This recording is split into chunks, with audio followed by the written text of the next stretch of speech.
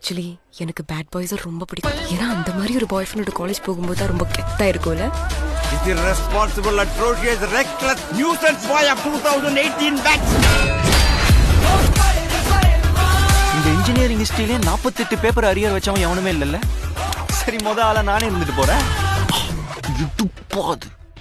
என்ன சைட் அடிக்கிறியா? அடிக்கலன்னு சொன்னா பச்சை போய் இந்த ட்ரெஸ்ல நீ ரொம்ப அழகா இருக்க. நீ எவ்வளவு லவ் பண்றன்றத லவ் கிஸ்ல காட்டு.